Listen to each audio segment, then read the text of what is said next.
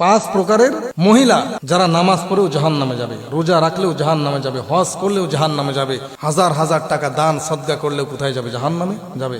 আশ্চর্য কথা, এতগুলো ভালো কাজ করার পরে একটা মেয়ে, একটা মা, একটা বোন, একটা স্ত্রী কেন জাহান্নামে? আমাদেরকে জেনে রাখার দরকার যে পাঁচ প্রকারের মহিলা নামাজ পড়েও, হজ করেও, জাকাত দিয়েও, দান সদকা করেও, ভালো কাজ করেও, এমনকি তাহাজ্জুদ নামাজ পড়েও ওই মহিলা জাহান্নামে যাবে যদি মহিলার মধ্যে পাঁচটা বদ অভ্যাস থাকে।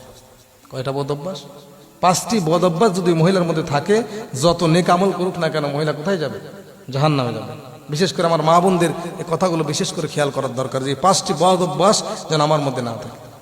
মুসলিম শরীফের বর্ণনা। আল্লাহর নবীজি সাহাবায়ে কেরামকে লক্ষ্য করে বললেন, ও সাহাবীরা, দুনিয়ার ভিতরে পাঁচ প্রকারের মহিলা এমন হবে, পাঁচটি বদ অভ্যাস যদি তাদের মধ্যে থেকে থাকে অবশ্যই তারা জাহান্নামে যাবে, আল্লাহ তাদের উপরে নারাজ হয়ে যাবে।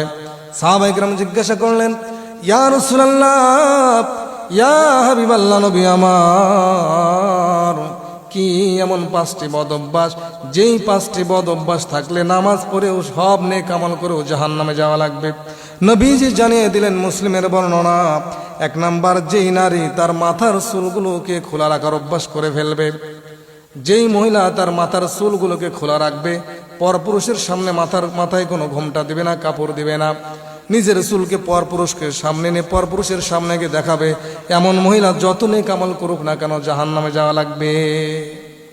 পরপুরুষকে, এমনকি নিজের বাবার সামনেও যুবতী মেয়ে সব সময় মাথা খোলা রেখে বা বেপরদা হয়ে নিজের বাবার সামনেও সব সময় চলাফেরা করা জায়েজ হবে না, পরপুরুষ তো দূরের কথা। এজন্য এক নাম্বার, যেটা পাঁচটির মধ্যে এক নাম্বার হলো যে চুল খোলা রেখে, মাথা খোলা রেখে, মাথায় ঘুমটা না দিয়ে যেই মা, যেই বোন বাহিরে চলাফেরা করবে বা পর পুরুষকে চুল দেখাবে, এরকমভাবে বেপরদাভাবে চলাফেরা করবে, এই মহিলার কোনো ইবাদত আল্লাহ তাআলার কাছে গ্রহণযোগ্য হবে না। দুই নম্বরে নবীজি বলছেন, যেই নারী তার স্বামীকে দেখলে মন খারাপ করবে, স্বামী ঘরে আসলে মনটা বেজার হয়ে যাবে, স্বামীকে কোনো মূল্যায়ন করবে না, স্বামীকে কোনো দাম দিবে না, স্বামীর বদনাম করবে, স্বামীর উপার্জনে খুশি হবে না, স্বামীর প্রশংসা করবে না, স্বামীকে তার পছন্দ হবে না, স্বামীকে ভালো লাগবে না, যার কারণে স্বামীর সঙ্গে খারাপ ব্যবহার করবে, স্বামীর সঙ্গে তৈতকারী কথা বলবে, স্বামীর সঙ্গে ঝগড়া করবে, ওই স্বামী যদি তার ব্যবহারে নারাজ হয়ে যায়, ওই মহিলার কোনো ইবাদত কবুল হবে না। তিন নম্বরে নবীজি বললেন, যেই নারী তার স্বামীর সাথে মিথ্যা কথা বলবে, স্বামীর অজান্তে বাইরে চলে যাবে, স্বামীর অজান্তে অনেক কিছু করে ফেলবে, স্বামী যদি জিজ্ঞাসা করে তুমি কি বাইরে গিয়েছিলে, বলবে না, যাই নাই। স্বামীর অজান্তে মানুষের সঙ্গে কথা বলবে, অন্য মানুষের সঙ্গে কথা বলবে, পর পুরুষের সামনে সংস্পর্শে তারা গ্রহণ করবে, পর পুরুষের সামনে চলাফেরা করবে, স্বামী যদি জিজ্ঞাসা করবে মিথ্যা বলবে স্বামীর সামনে। এই তিন নম্বর গুণ, স্বামীর সঙ্গে মিথ্যা বলার কারণে ওই মহিলা সব আমল করার পরেও জাহান্নামে যাওয়া লাগবে। চার নম্বরে নবীজি বলছেন, যেই নারী তার স্বামীর উপার্জনে খুশি হবে না, স্বামী যা উপার্জন করবে তার উপরে খুশি হবে না, বেজার হবে, ওই নারীর ব্যবহারে যদি স্বামী নারাজ হয়ে যায়, বেজার হয়ে যায়, নামাজ কালাম যতই পড়বে না কেন ওই নারীকে জাহান্নামে যাওয়া লাগবে। পাঁচ নম্বরে নবীজি বলেন, পাঁচ নাম্বার, যেই নারী তার স্বামীকে কথায় কথায় সন্দেহ করবে, স্বামী কোথাও গেলে সন্দেহ করবে, স্বামী যদি একটু দেরিতে রাত্রে বাড়িতে আসে সন্দেহ করবে, স্বামী যদি মোবাইলে কথা বলে ওই স্ত্রী সন্দেহ করবে, স্বামীকে যেই মহিলা সন্দেহ করবে, এই সন্দেহ করার কারণে যদি ওই মহিলার উপরে স্বামীটা নারাজ হয়ে যায়, বেজার হয়ে যায়, নবীজি বলছেন ওই স্ত্রী যত আমল করবে না কেন অবশ্যই আল্লাহ তাকে জাহান্নামে দিবে। এই জন্য মা বোনদেরকে বলবো, পাঁচটি বদ অভ্যাস। এক নম্বরে, মাথা খোলা রেখে মাথার চুলকে পরপুরুষকে দেখানো যাবে না। দ্বিতীয় নম্বরে, স্বামীর অনুমতি ছাড়া বাহিরে যাওয়া যাবে না। তিন নম্বরে, স্বামীর সঙ্গে মিথ্যা কথা বলা যাবে না। চার নম্বরে, স্বামীর উপার্জনে খুশি হতে হবে এবং স্বামীকে কখনো সন্দেহ করা যাবে না। আম্মা জান আয়েশা রাদিয়াল্লাহু তাআলা আনহা, ওনার ঘরে একবার রাসূল করিম সাল্লাল্লাহু আলাইহি সাল্লাম ঘুমিয়ে আছেন।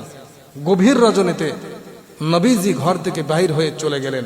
আম্মা জান আয়েশা পিছনে পিছনে রসুলের পিছনে পিছনে হাঁটতে লাগলেন। আম্মা জান আয়েশা মনে মনে ভাবতে লাগলেন যে আজকের রজনীটা, আজকের রাতটা আমার ঘরে থাকার কথা, রসুল কোথায় যায় আমি একটু দেখি। নবীজি কিন্তু জানতেন বা দেখতেছেন যে আমার পিছনে কি আছে। আম্মা জান আয়েশা, আমার বিবি আয়েশা, নবীজি বলতেছেন আমার বিবি আয়েশা আমাকে ফলো করতেছে, আমি কোথায় যাই। আম্মা জান আয়েশা বলেন, এ দুনিয়ার মানুষেরা শোনো, আমি আমার হাবিবকে সন্দেহ করার মতো নাই। আমার হাবিবকে একটু সন্দেহ হলো, আমার নবী কোথায় যায়।